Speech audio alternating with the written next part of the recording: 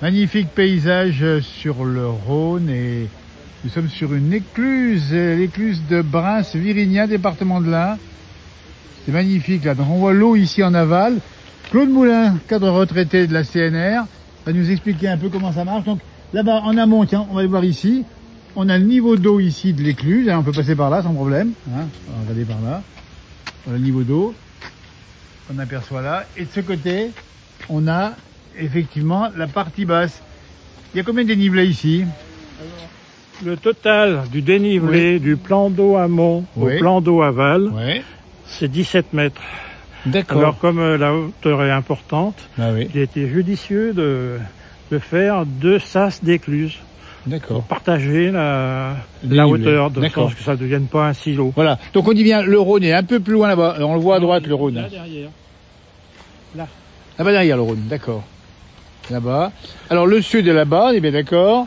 La Via Rona est pas bien loin, c'est pour les cyclistes. Alors c'est marqué ici, c'est marqué avancez votre bateau au-delà de la limite blanche. Hein. Donc on explique. Je vais faire un petit plan. C'est en bas comme ça. Voilà l'écluse, on la voit très bien derrière. Voilà. Donc le bateau, comme le principe, le bateau avance, rentre dans l'écluse, on vide l'écluse et le bateau se retrouve à niveau d'eau avec la partie basse. Voilà. Bien d'accord. Hein. Alors pour information, l'écluse est entièrement automatique. Ah oui. Surveillée depuis le poste de commande qui est au siège de la CNR à Lyon. Oui. Bande de commande, arrêt cycle, c'est donc depuis Lyon qu'on pilote. Le capitaine de chaque bateau annonce son arrivée et le cycle il démarre. Voilà. Avec un peu de chance, s'il est en partie basse, il rentre tout de suite, sinon il attend que le cycle inverse se fasse. D'accord, on va laisser passer les voitures qui passent ici. Donc on dit bien, on est sur l'écluse ici de Brins-Virignan avec une belle lumière ce soir, c'est magnifique. Très belle lumière. Il y a même des petits pêcheurs qui sont ici. Alors, on est bien d'accord qu'il n'y a pas beaucoup de bateaux aujourd'hui, mais il en passe un petit peu. Ah, il en passe pas mal parce que là, on est en lien directement avec le lac du Bourget, par le canal de Savière et l'écluse de Savière. Et ensuite, il y a le même aménagement à l'écluse de Chautagne, Anglefort, pour aller jusqu'à Seyssel.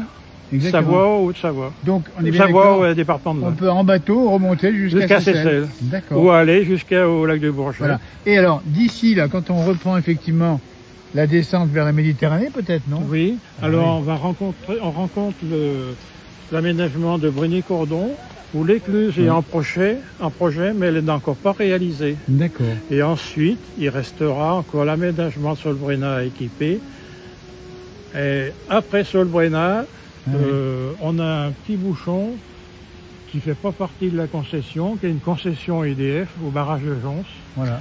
Peut-être qu'un jour, l'écluse existante sera peut-être remise en service ou pour aller jusqu'à la mer. Et voilà.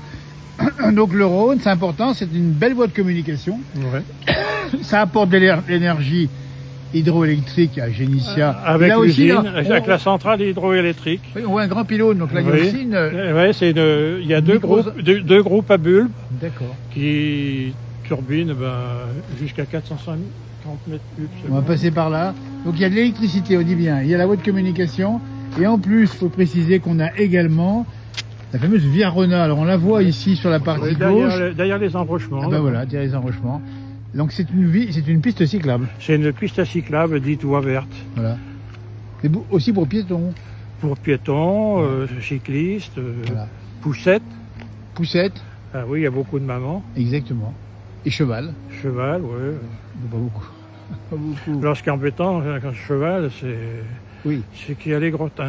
C'est comme on est plus bas sur la Via Rona. Il y en a qui se plaignaient qu'il y avait des crottes de moutons sur la piste.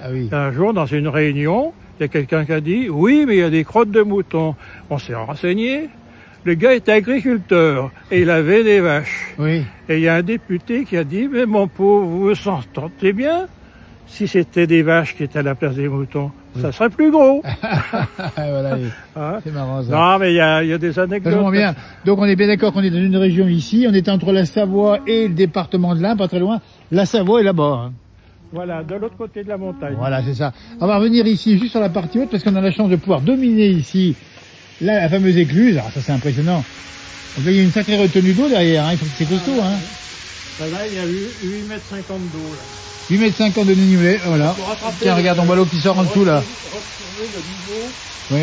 aval. C'est ça. Quand on parle de hauteur de flux, oui. C'est la hauteur du niveau du plan d'eau amont et l'axe des groupes de turbines. D'accord. Donc le Rhône est une richesse pour la région, Claude? Bien oui, oui. Puis CNR participe à beaucoup d'actions dans le coin. Tout ce qui se rapporte à l'eau. Alors la CNR, Compagnie Nationale du Rhône, qui est très présente en éthique citoyenne sur les communes voisines. Hein. Voilà. Ils versent beaucoup de taxes, hein. Ça c'est normal, c'est la France.